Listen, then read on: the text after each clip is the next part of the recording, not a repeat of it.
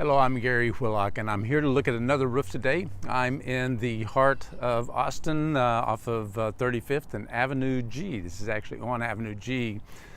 Now, this house is absolutely a wonderful house. I was here yesterday just to walk around it, kind of take a quick look.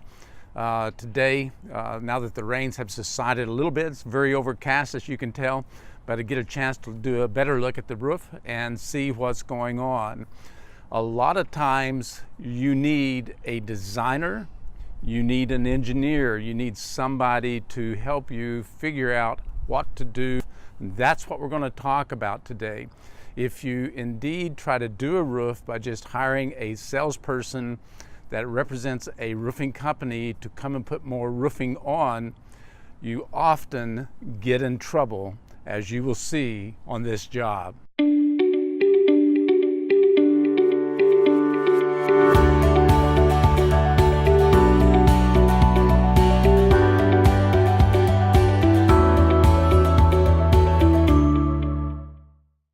When I first arrived at the home, the first thing I saw was this ductwork that is obviously fairly new on top of the roof, new heating and air conditioning, new unit installed with ductwork, getting the air around from on top of the roof. It's a flat roof, and boy, I tell you, that's looking for trouble without some design, without some architectural engineering.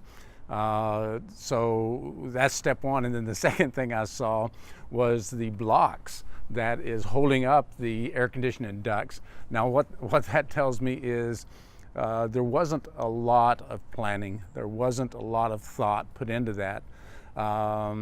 Whose fault is that? You know, it's nobody's fault really. You assume you're going to hire somebody, they've done something before, they're going to have a good way of doing it, but that's not always true. Almost inevitably on a project like this, you're going to need a roof engineer, somebody that can help you design it in a way that it's going to be leak-free, it's going to work in conjunction with the new ductwork that's going on. Then on top of that, the people that came in and did the actual roof, they didn't even design it in a way to get the water off, and you're going to see that there's just a lot of water on this roof as we go up on top. Now, the other thing that I noticed as you look at the edge of the roof, you see really wide double fascia or double drip edge on the fascia. Now, that's the metal drip edge, the metal edge that goes down onto the fascia, up onto the roof adheres to. When I see two, I'm thinking, okay, well, there's obviously two layers of roofing here, and a little more inspection showed me that there was actually a built-up roof, a tar and gravel roof, an old-style roof. Don't see too many of those anymore. And then on top of that, there's obviously some insulation, and then on top of that is a poorly installed TPO. Now, it was poorly installed because they set themselves up to do the job poorly because they did not have it planned. They did not have it engineered well. And this is something that I provide for many of our customers that help us get past this hurdle of who makes the decision on the job. You don't really want the installers making the decision. If the decision is not made ahead of that, what materials are they supposed to have there? What are they going to need to make this job work? You cannot even have that possibility. To just send out rows of TPO and install that is a real mistake, as you're going to see as we go on top. So let's go on top now and take a look around. You'll get a good idea of what I mean about a lot of jobs need an engineer, a lot of jobs need planning. Now here's an up close of the drip edge. So you see the old drip edge here. It's all flared out, and then the new drip edge is here.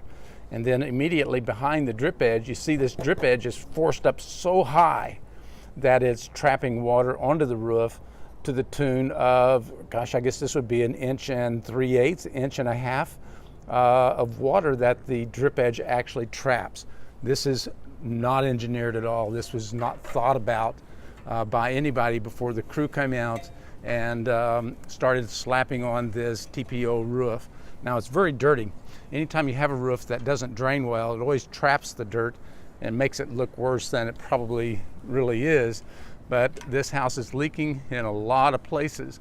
And here's the blocks I was talking about stacked up.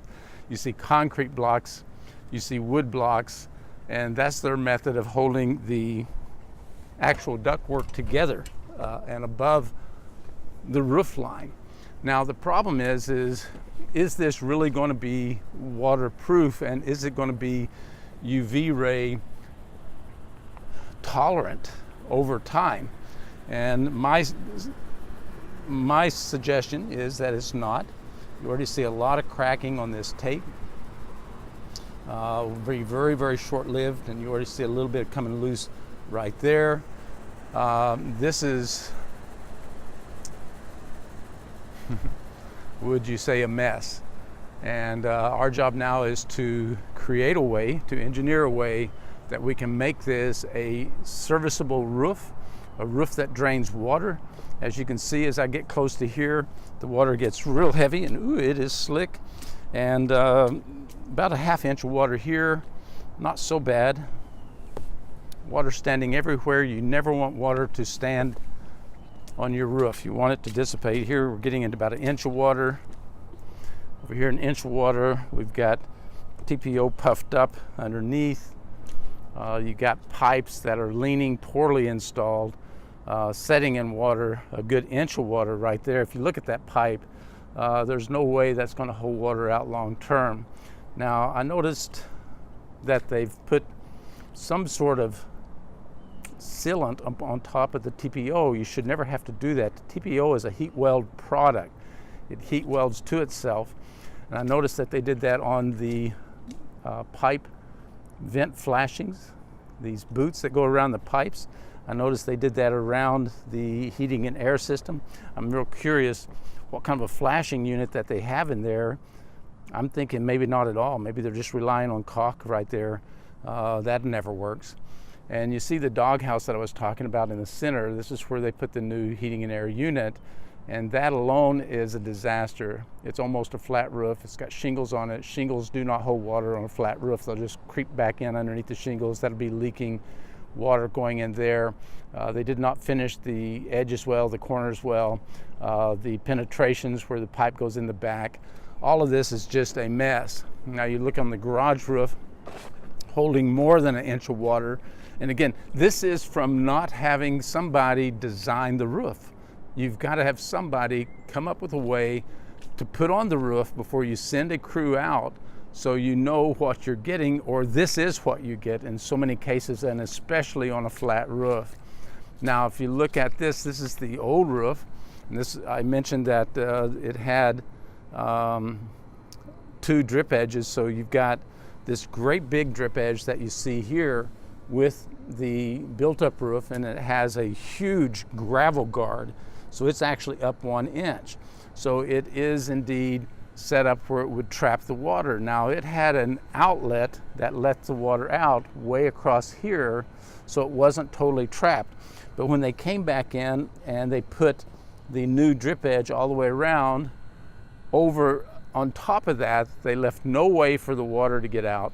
So water was trapped on the roof. So you now, instead of having a roof, flat roofs that drain, you have you simply have a swimming pool up on top. Now this is what you do. You get a squeegee. This is a nice commercial looking squeegee, and when it rains, you get your raincoat on, get your umbrella, you get up on top of your roof, and you just push the water off. Otherwise it's all going to be in your house. Recently, if you watched my videos, you would have noticed that I'm standing in water so deep it's getting in my boots. Move a little bit. You would have noticed a video that I did just recently, and that video was about a flat roof that another contractor here in town did without thinking about what they were doing. They tried to pookie it into the stucco, pookie meaning caulk, adhesive. My guys just call it pookie. It's a pookie roof. Whenever you start just trying to adhere it with stuff stuck on it, you might as well use chewing gum, because it really doesn't work. Not long term. In fact, is that roof that we just replaced in a video just a few ahead of this one is really sad, because that roof had never leaked until it got re-roofed. It got re-roofed because of hail damage on it, and the guys sent a crew out without a plan, without engineering, without taking a look and understanding what what it requires to do that roof correctly, and it had to be redone. Fortunately, as we redid it for the owners, after they had to argue for 6 or 8 months to get this fixed, the liability insurance of this other roofer stepped up and paid. But what a wrestling match, what a mess. The roofing company sent the crews out there and just said, go do the roof. There was no plan. They just went out and put material on. They wasted a whole lot of material. The roof was very, very repairable. It was a very wonderful house, as is this one. If you were down on the ground and you were to see this house, this is actually a wonderful place in the heart of Austin, and is a roof that could have been roofed very well. It's actually more difficult now. We're going to have to find out what all's underneath this. It's got to be taken down to the decking. The decking may have to be adjusted, fixed, repaired from rotting, who knows. But that's the first step of it. Then we have to design a way for these vents to go through the roof. That requires a special flashing. And then in my experience, we're going to have to put something over these pipes that is more lasting than what these pipes are, or this is going to be a very short-lived roofing and ductwork situation. The doghouse obviously has to be completely redone. This is just not serviceable. It needs to be made watertight on the top. It needs to be made watertight on the sides. And it needs to be made watertight on all the penetrations. So that's what we're going to be looking for. And this is a planning stage.